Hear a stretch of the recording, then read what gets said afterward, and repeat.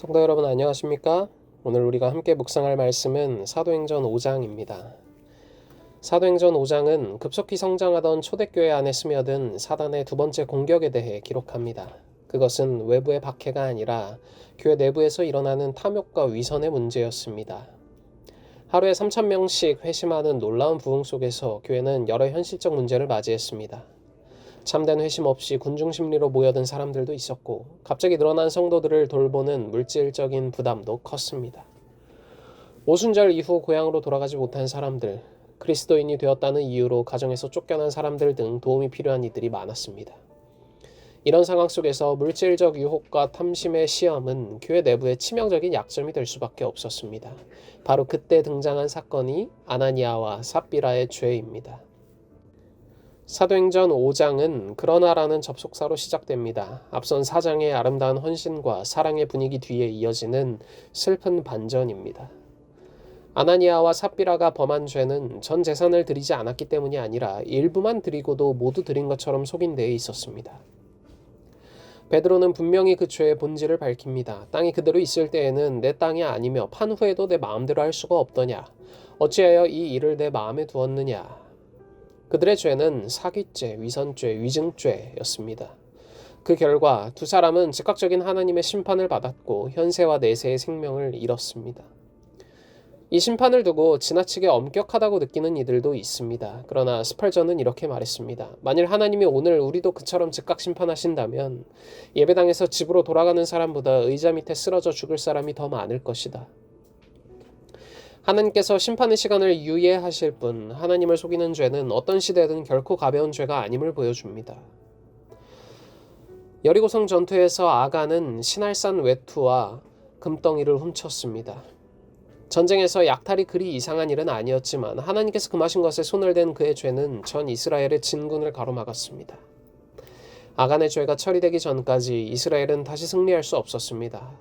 아나니아와 삽비라의 죄도 동일했습니다. 성령의 불길처럼 성장했던 초대교회의 순결성과 능력을 가로막은 죄, 하나님의 역사를 멎게 하는 죄였습니다.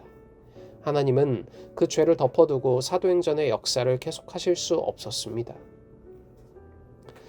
사단은 외부의 핍박으로 교회를 흔들지 못하면 내부의 탐심, 위선, 거짓으로 교회를 무너뜨리려 합니다. 아나니아와 삽비라 사건은 단지 개인의 범죄가 아니라 교회 전체의 영적 동력과 순결성을 공격한 사단의 전략이었습니다. 그러나 하나님은 죄를 드러내심으로 오히려 교회를 보호하시고 교회가 두려움 가운데 더 순결한 가운데 성장하도록 하셨습니다. 아나니아와 삽비라 사건 이후 제자들은 다시 체포되는 위기를 맞습니다. 그러나 그때 등장한 사람이 경건한 바리새인 가말리엘이었습니다. 그는 하나님께로부터 난 것이라면 아무것도 막을 수 없다고 증언하며 제자들을 옹호했고 그들은 석방되었습니다. 사람의 죄는 하나님의 역사를 막지만 사람의 방해는 결코 하나님의 역사를 멈추지 못합니다. 오늘 사도행전 5장은 우리에게 중요한 교훈을 남깁니다. 회개하지 않는 한 사람의 죄는 공동체의 진군을 멈추게 할 만큼 치명적입니다. 그러나 한 사람의 헌신은 하나님의 구원 역사를 전진시키는 능력이 됩니다. 우리의 작은 선택, 작은 태도, 작은 정직, 작은 헌신이 하나님의 역사를 가로막을 수도 있고 하나님의 역사를 앞당길 수도 있습니다. 우리는 하나님 앞에서 정직하고 있습니까? 아나니아와 삽비라의 문제는 드림의 양이 아니라 정직의 부족이었습니다. 하나님은 우리의 중심을 보십니다. 내가 속한 가정과 교회에서 우리는 어떠한 영향력을 미치고 있는가? 한 사람의 죄는 공동체를 무너뜨릴 수도 있고 한 사람의 헌신은 공동체를 살릴 수도 있습니다.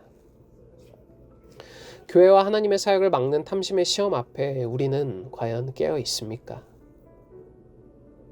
하나님의 역사는 죄로 인해 지연될 수는 있지만 결코 멈추지 않습니다. 가말리엘의 고백처럼 하나님이 하시는 일은 누구도 막을 수 없기 때문입니다.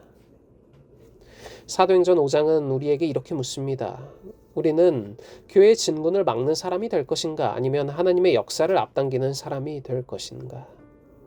오늘 우리 각자는 가정에서, 교회에서, 그리고 지역사회에서 하나님의 구원의 역사를 전진시키는 정직한 헌신의 사람이 되어야 합니다.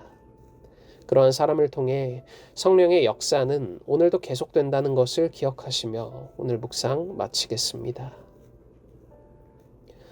오늘은 학생반의 김초원 학생을 위해 기도하겠습니다.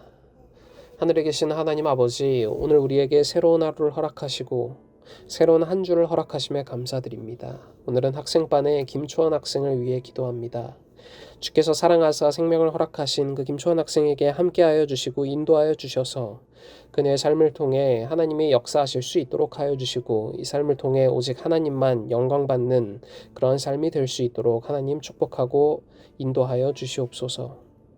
자신이 목표하는 바를 위해 열심히 노력하고 성실히 정진하는 김초원 학생에게 함께하여 주셔서 지치지 않을 수 있도록 하여 주시고 하나님께서 주시는 힘으로 말미암아 열심히 정진하며 전진하는 삶을 살아가는 김초원 학생이 되도록 하여 주시옵소서. 저희가 언제나 하나님과 동행하는 삶 살 수 있도록 하여 주시길 우리를 죄에서 구원하신 예수 그리스도의 귀하신 이름으로 간절히 기도드립니다. 아멘.